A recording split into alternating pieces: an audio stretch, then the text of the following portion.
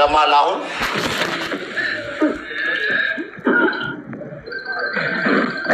እየጻፍኩ ነበረ አካውንቱንና ለዛ ነው።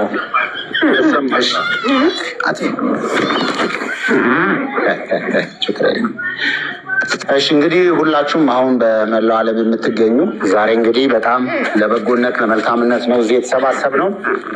የምታያት እህታችን በሳውዲ አረቢያ ለረጅም ጊዜ በስራ ላይ የነበረች እህት ናት።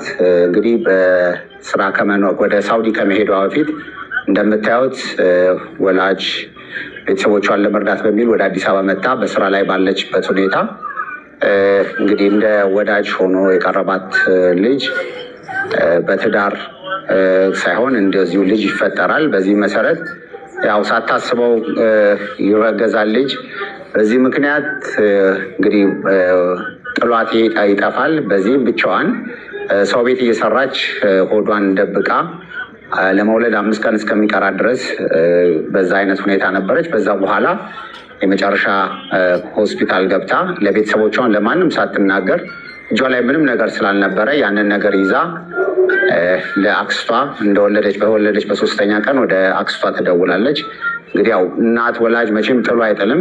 ቀጥታ አነጋግራት ወደ ቤተሰቦቿ ይዛት ትሄዳለች። ወላጅ እናቷ እንግዲህ በአካባቢው ላይ እንደዚህ አይነት ያለ ትዳር ያለ ቤተሰብ እውቅና እንደዚህ ልጅ ሲረገዝ ታውቁታላችሁ አብዛኛዎቻችሁ። በጣም ከባድ ነበረ።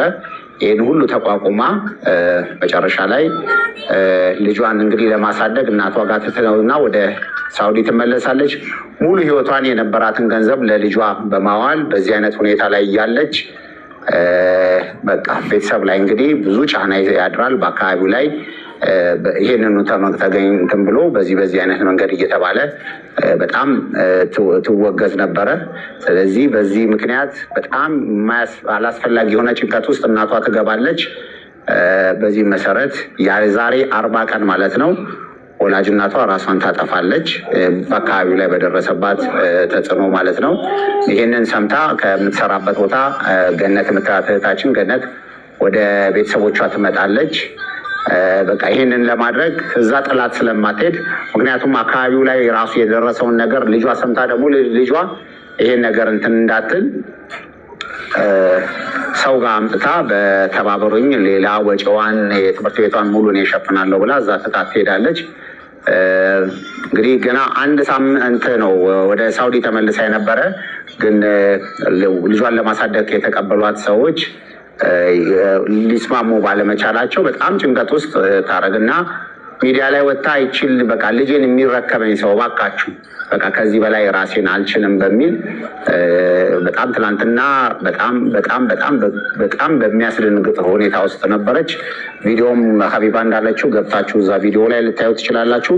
በዚህ ሁኔታ ላይ እያለች እንደ አጋጣሚ እኔን ጠራችኝ። እንግዲህ እኛ ቤት ውስጥ ደግሞ በተመሳሳይ ህይወት ውስጥ ያሉ በጣም በአስቸጋሪ ሁኔታ ውስጥ ያሉ ወደ 700 የሚሆኑ ከተለያየ ሀገራችን ክፍል ከሰሜኑ የሀገራችን ክፍል ከአማራ፣ ከትግራይ፣ ከኦሮሚያ፣ ከደቡብ በሰው ቤት ሰራተኝነት እንደዚህ ያሉ ልጆች ያው ሀቢባ በቅርበት ይህን ቤት የምታውቀው ስለሆነ እባክህን ይችን ልጅ እንታደጋት፣ እናንተ ጋር ትቀመጣለች፣ ምንም ችግር የለም።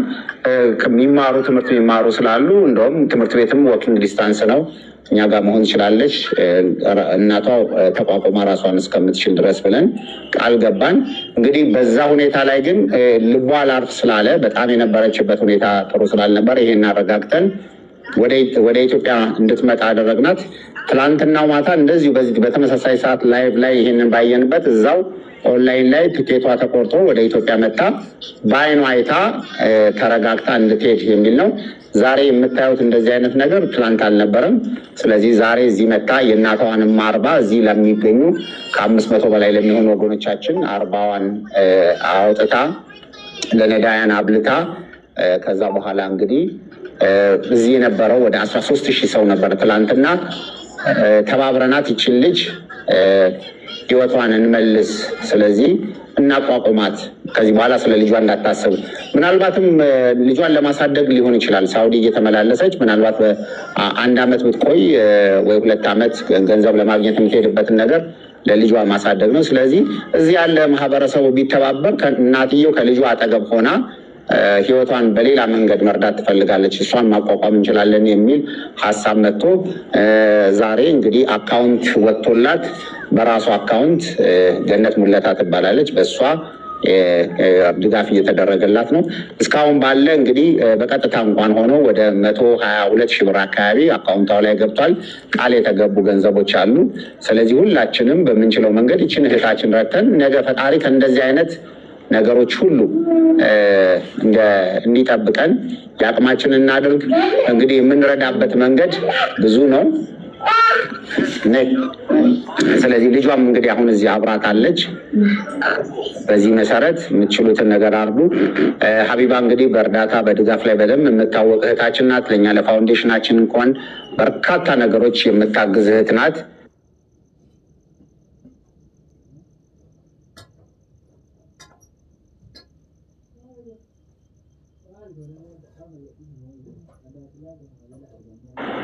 ድምፅህ ጠፍቷል እኮ ወንድም ካለ ጸጥ ብሏል ቤቱ። እየሰሙ ነው። አሁን አይሰማም? እዚህ ስመጣ ጸጥ ብሎ ነበር። አሁን ያው አይሰማም እያሉ ነው የሚመስለኝ። ይሰማል? አሁን ተደውሎብክ ነው መሰለኝ። አሁን ይሰማል። አሁን ይሰማል አይደል? ይሰማል። እንግዲህ ሀቡት የዛሬ 3 ወር አካባቢ ለረመዳን ድጋፍ አድርጋልን በትልቅ ሁኔታ እዚህ ቤት ውስጥ ላሉ ለሚረዱ ወገኖቻችን ሁሉ ትልቅ ድጋፍ አድርጋለች። ዛሬ ያንን ነገር እንግዲህ ሀቡ ረጅም ጊዜ አቆማለች፣ ያው ካለባት ጫና አንጻር።